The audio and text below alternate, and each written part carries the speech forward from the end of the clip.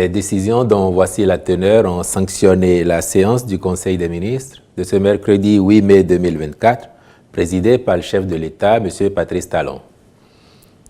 S'agissant des mesures normatives, en point 1, transmission à l'Assemblée nationale pour examen et vote du projet de loi relatif à la reconnaissance de la nationalité béninoise aux afro-descendants en République du Bénin. La traite négrière a laissé de profondes blessures sur les sociétés africaines en général et sur les descendants de personnes déportées et esclavagisées en particulier. Il est difficile, malgré les archives mémorielles, d'obtenir des précisions sur l'identification des victimes de cette traite, leur destination et leur sort ultérieur en raison de la nature fragmentaire de ces archives et de la trajectoire variée des déportés. Toutefois, aujourd'hui, la science et la technologie peuvent permettre de retrouver la traçabilité de ces mouvements à travers l'ADN ou encore la recherche généalogique. Il est une évidence que la plupart des afrodescendants souhaitent retrouver un lien avec leur royaume de départ ou à défaut avec les républiques qui se sont substituées à eux. L'Assemblée générale de l'ONU a proclamé, dans sa résolution 68-237, la période de 2015 à 2024 comme décennie internationale des personnes d'ascendance africaine. Elle évoque la nécessité de renforcer les mesures et activités de coopération nationale, régionale et internationale pour garantir le plein exercice des droits économiques, sociaux, culturels, civils et politiques de ces personnes, ainsi que leur pleine participation à la société sous tous ses aspects. La décennie internationale a pour thème, je cite, « Personnes d'ascendance africaine, reconnaissance, justice et développement ». Fin de citation. L'Union africaine a, par ailleurs, reconnu la diaspora comme la 6e région du continent, actant ainsi la nécessité d'une reconnaissance des afrodescendants comme partie intégrante à part entière du continent africain. Cependant, au-delà des discours et des symboles, les descendants revendiquent leur lien avec la terre africaine, leur réappartenance à celle-ci, le renforcement identitaire et la valorisation de leur contribution à son renouveau. Et il est un fait que le Bénin n'échappe pas à ce besoin de connexion. Le gouvernement pense que cette quête d'identité peut trouver une solution par la volonté des pays africains à offrir leur patrimoine social et identitaire aux afrodescendants de manière globale. Il estime en outre qu'il est venu le moment de reconnaître clairement le lien historique existant entre les afrodescendants et l'Afrique. Par conséquent, le Bénin pourrait être également considéré comme leur terre natale. Aussi, paraît-il responsable d'assumer cette approche et trouver les voies juridiques appropriées pour accorder à ceux qui en feraient la demande la reconnaissance de la nationalité béninoise. Le présent projet de loi, initié à cette fin, a pour objet de définir les conditions et modalités spécifiques suivant lesquelles les personnes reconnues comme afrodescendants peuvent acquérir la nationalité béninoise par reconnaissance.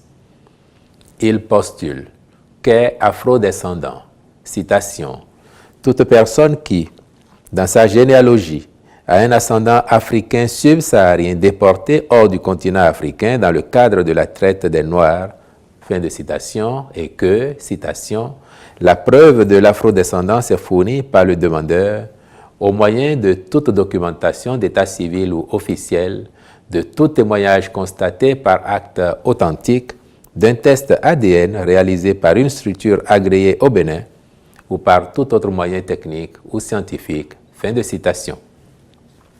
L'article 98 de notre Constitution dispose que la citoyenneté, les droits civiques sont du domaine de la loi.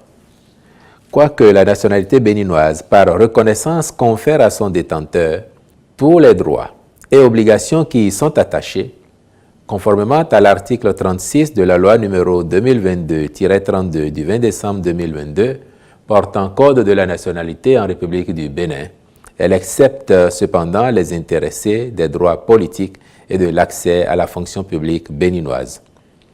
ce projet de loi soumis à la représentation nationale vient une fois de plus conforter la politique panafricaniste prônée par le gouvernement depuis 2016 à travers la suppression de visas pour tous les ressortissants africains et traduit une forte volonté d'intégration africaine. Les ministres concernés veilleront au suivi de la procédure législative et relative. En point 2, modalité d'exercice de la veille pastorale. La mise en œuvre des tests régissant cette activité a révélé des disparités de compréhension entre acteurs impliqués dans la gestion de la mobilité du bétail au point d'entamer la confiance dans leur rapport de collaboration. Tenant compte de cette situation et dans le but de promouvoir une cohabitation pacifique entre agriculteurs et éleveurs, le gouvernement a décidé de procéder à la relecture du décret en vigueur aux fins de préciser certaines dispositions et prendre en compte les préoccupations exprimées. Ainsi, dans sa nouvelle version, le texte encadre la transhumance nationale, organise les espaces pastoraux, crée des comités multi-acteurs de concertation pour la cohésion sociale à divers échelons et définit les obligations qui incombent à chaque catégorie d'intervenants. En outre, il met en évidence l'implication des pouvoirs publics pour accompagner l'option faite de promouvoir la sédentarisation des troupeaux. À cet effet, les collectivités territoriales décentralisées prendront les mesures notamment pour délimiter et sécuriser les espaces et couloirs pastoraux dans le cadre des plans d'aménagement de leur territoire de compétence, garantir le libre accès aux plans d'eau naturels, procéder à un zonage pour l'accès aux ressources pastorales en fonction des usages courants, délimiter de concert avec les différents usagers les voies d'accès appropriées aux plans d'eau et les zones d'attente près des points d'eau où les animaux en attente seront parqués afin d'éviter la dégradation des alentours. Assurer ou promouvoir les cultures fourragères dans les espaces pastoraux en vue de rendre disponible le fourrage pour les ruminants. Intégrer les espaces pastoraux dans le schéma directeur d'aménagement communal. Interdire toute activité non pastorale dans les espaces pastoraux. Promouvoir le dialogue communautaire inclusif. Favoriser la préservation des réserves naturelles. Anticiper sur les conflits et instaurer un climat de paix et de quiétude entre éleveurs et agriculteurs. Faciliter la recherche du consensus sur les questions foncières et les moyens d'y répondre à travers des espaces de concertation foncière appropriés. Quant à l'éleveur pasteur, il lui est fait obligation de garder de nuit le bétail sous contrôle, soit attaché, soit dans un enclos ou un parc sécurisé, quelle que soit la taille du cheptel. De même, il doit prendre les dispositions appropriées pour éviter la destruction des cultures sur pied et des produits de récolte. Pour sa part, l'agriculteur a le devoir de respecter les espaces pastoraux et les aménagements destinés aux animaux. Il doit s'abstenir de provoquer leur abattage et ou administrer des produits de nature mortifère dans des réceptacles d'eau destinés à leur abreuvage. Les manquements aux dispositions du texte font l'objet de sanctions visant à décourager tout comportement délictueux. S'agissant des communications, en point 1, mise en place d'un système de vidéoprotection à l'aéroport international Cardinal Bernardin Gantin de Cadion. La modernisation de notre aéroport se poursuit, l'objectif étant de le conformer davantage aux normes et standards internationaux. La mise en place d'un système de vidéoprotection par l'acquisition d'équipements de récente génération vise à couvrir toutes les zones et points critiques de l'espace aéroportuaire. La solution à déployer devra ainsi garantir un niveau de sûreté de standard international, renforcer l'environnement de tranquillité et de sécurité au profit des voyageurs, protéger les lieux et équipements face au risque d'actes de malveillance et d'interventions illicites, renforcer les capacités d'intervention et d'identification éventuelles, favoriser les investigations judiciaires aux services et experts dédiés en cas de nécessité.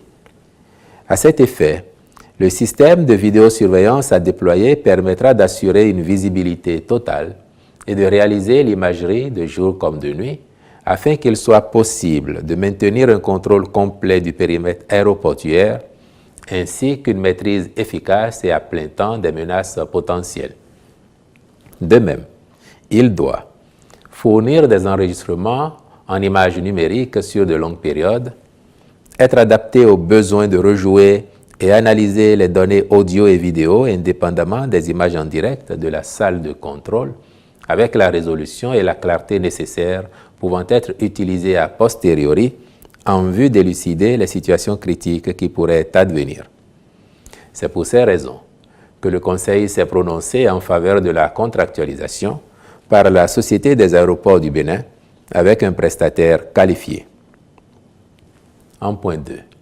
Mise en place d'un laboratoire de production de vitroplans et installation d'une ferme élite pour la production d'ananas.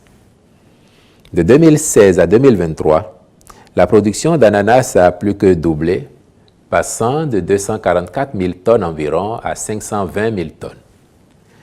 Ceci a induit une augmentation des exportations qui sont passées de 2017 à 2023 de 1022 tonnes d'ananas frais à 1603 tonnes et de 316 000 litres de jus exportés en 2019 à 3 016 000 litres en 2023. Malgré ces progrès remarquables, l'accès difficile aux intrants, l'amenuisement des terres dû à l'urbanisation rapide et à l'industrialisation récente dans le bassin traditionnel de production de l'ananas à Alada constituent des contraintes pour le plein essor de la filière.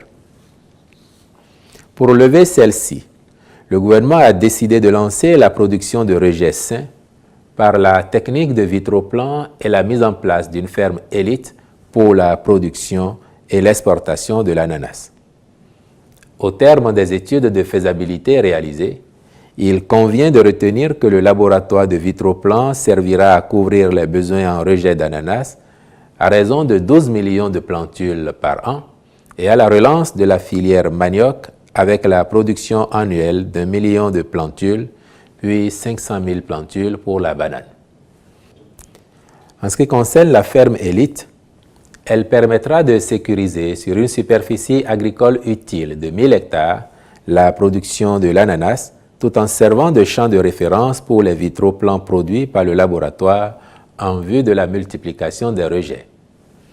À terme, 75 000 tonnes d'ananas frais pourraient ainsi être produites par an. En définitive, ces initiatives permettront d'accélérer et de renforcer les résultats du projet d'appui à la compétitivité des filières agricoles et à la diversification des exportations, tout en assurant le cadre de relance d'autres filières qui bénéficieront de la même technologie. En vue de favoriser la réalisation de ces deux projets dans des délais rapprochés, le Conseil a autorisé la contractualisation avec une entreprise internationale disposant d'une solide expertise en matière de mise en place d'unités modernes de biotechnologie végétale, de serres, de centres satellites de durcissement, ainsi que d'unités de production de bioproduits. Le ministre de l'Agriculture, de l'Élevage et de la Pêche, le ministre de l'Économie et des Finances prendront les dispositions nécessaires à cette fin. En point 3. Mesures d'interdiction temporaire de sortie des produits vivriers du territoire national. Le ministre de l'Industrie et du Commerce a fait au Conseil le point relatif à l'exportation informelle et massive de produits vivriers béninois, notamment le maïs, en direction des pays voisins. Au regard des résultats de la campagne agricole écoulée, la production nationale est suffisante pour satisfaire la consommation intérieure, à savoir, par exemple, 2 50 000 tonnes de cette céréale pour des besoins nationaux évalués à 1 million de tonnes. Mais il se trouve que la forte pression exercée sur ce produit, du fait de ces trafics incontrôlés, entraîne une envolée des prix sur nos marchés. En effet, de nombreux producteurs et commerçants sont portés à satisfaire les demandes en produits vivriers venant de pays étrangers au détriment du marché national. S'il est vrai que dans un contexte de libéralisme économique, c'est l'offre et la demande sur les marchés qui déterminent les prix et que la libre circulation des biens est admise dans notre espace communautaire, il n'en demeure pas moins que le phénomène prend une ampleur telle que le consommateur béninois en subit les conséquences. C'est pourquoi, dans le but d'assurer la disponibilité des produits à un coût raisonnable pour nos compatriotes, le Conseil, après avoir évalué et apprécié la situation, a décidé d'interdire temporairement, et ce jusqu'à nouvel ordre, toute exportation de céréales, maïs, riz, mil, sorgho, niébé, etc., de même que des tubercules et leurs dérivés, farine, dont le gari, etc. Les ministres concernés sont instruits de veiller à l'application stricte et sans complaisance de cette mesure. Au chapitre des rencontres et manifestations internationales, il a été autorisé la participation du Bénin à la 41e session du Conseil des ministres du Conseil africain et malgache pour l'enseignement supérieur CAMES du 20 au 24 mai 2024 à Brazzaville, au Congo. La 77e Assemblée mondiale de la santé du 27 mai au 1er juin 2024 à Genève en Suisse, ainsi que l'organisation au Bénin du 10 au 14 juin 2024 du Congrès de l'Alliance des partenaires pour la réponse rapide aux catastrophes et aux épidémies. Au chapitre des mesures individuelles, au ministère de l'Économie et des Finances en charge de la coopération, M. Krishna Lokosu est nommé directeur général de la Poste du Bénin SA. Je vous remercie.